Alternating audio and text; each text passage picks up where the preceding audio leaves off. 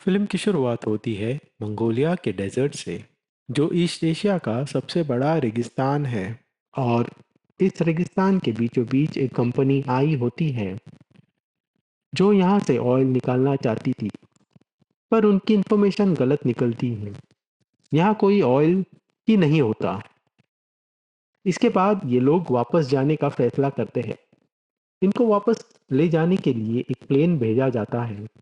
Plane का pilot होता है फ्रैंक, और उसके साथ उसका को पायलट भी। अब सब वर्कर्स अपना अपना सामान लेकर प्लेन में चढ़ जाते हैं और प्लेन में बैठकर अपने शहर बीजिंग के लिए निकल पड़ते हैं। लेकिन कुछ ही देर बाद एक बड़ा तूफान आने लगता है। ये देखकर फ्रैंक का को पायलट कहता है, हमें प्लेन लैंड कर लेना चाहिए और तूफान थमते ही दोबारा उड़ान भरेंगे। लेकिन फ्रैंक नहीं मानता और प्लेन तूफान में फंस जाता है। ये रेडियो की मदद से कांटेक्ट करने की कोशिश करते हैं, पर कोई कनेक्शन नहीं होता। इसी दौरान उनका एक इंजन भी खराब हो जाता है। अब फ्रैंक इमरजेंसी लैंडिंग के लिए मजबूर हो जाता है। लैंडिंग के टाइम प्लेन का पिछला हिस्सा एक चट्टान से टकरा जाता है। दरवाजा खुल जाता है और एक वर्कर नीचे गिरकर मर जाता है। प्लेन रेगिस्तान के रेत में घिसते हुए रुकता है। रुकने तक दो और वर्कर की भी मौत हो जाती है।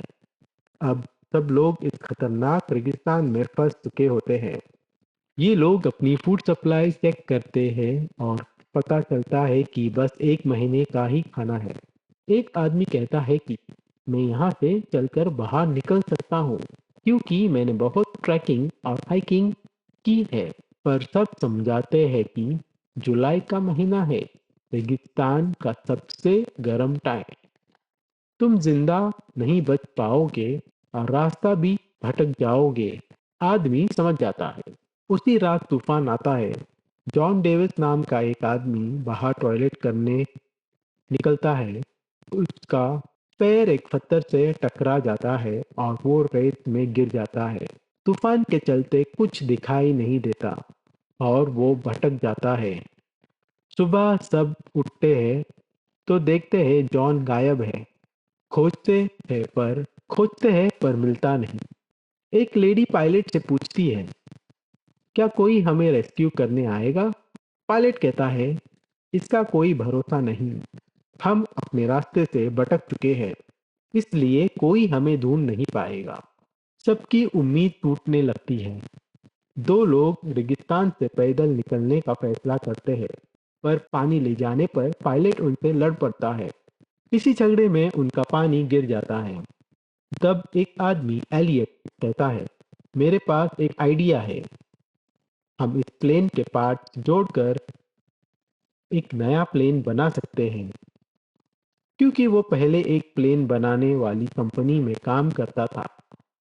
सबको उम्मीद मिलती है, पर पायलट पहले अग्री नहीं करता। बाद में जब उसे प्रूफ मिलता है कि यहाँ और लोग भी है, तो वो भी अग्री कर लेता है। सब रात में काम करते हैं क्योंकि दिन में गर्मी होती है। पर वेल्डिंग के टाइम ऑयल टैंक पर स्पार्क गिर जाती है और ब्लास्ट हो जाता है। ऑयल बर्बाद हो जाता है। अब बस एक ही चांस बचा होता है, टेक ऑफ करने का। काम के दौरान विंग लगाते वक्त चेन टूट जाती है और विंग गिर जाता है। पर अचानक वही फिट हो जाता है जहां जाना चाहिए था। सबको उम्मीद मिलती है। सब सेलिब्रेट करते हैं। एक दिन इलेक्ट्रिक स्टॉर्म आता है। लाइटनिंग गिरती है। फ्रैंक एलियट की जान बचा लेता है। प्लेन का नाम रखा जाता है फिनिक्स, एक मिथिकल जानवर जो रेगिस्तान से दोबारा जन्म लेता है। एक रात ये स्मगलर्स टैन दिखते हैं। फ्रैंक पानी लेने जाता है, पर स्मगलर्स उनके आदमी को गोली मार देते हैं। फ्रैंक रिटेलिएट करता है। स्मगलर मरते हैं। एक जिंदा बचता है। उसे एलियट गोली मार देता है, जिसमें फ्रैंक और उसके बीच लड़ाई हो जाती है। एलियट नाराज हो जाता है और काम करने से मना कर देता है। सब उसे रिक्वेस्ट करते हैं, तब जाके वो फिर से प्लेन बनाने लगता है।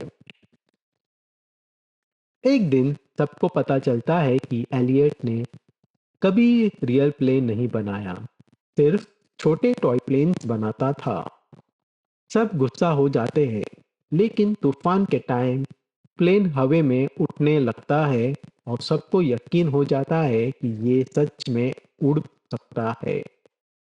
फाइनली सब प्लेन को रैक से निकालने कर रेडी करते हैं। प्लेन स्टार्ट हो जाता है। स्मगलर्स अटैक करने आ जाते हैं। सब प्लेन पर चिपक जाते हैं क्योंकि अंदर जगह नहीं होती। प्लेन रनवे पर भागता है और स्मगलर्स गोलियां चलाते हैं। जैसे ही रनवे खत्म होता है, सबको लगता है कि प्लेन क्रैश होगा, लेकिन फिनिक्स उड़ जाता है खाई के ऊपर से। सब लोग खुशी से चिल्लाते हैं। महीनों की मेहनत रंग लाती है। ये लोग मौत के मुंह से बचकर निकल जाते हैं। बाद में एलियट की फोटो एक मैगजीन में छपती है, जिसमें लिखा होता है, नासा की नई उम्मीद।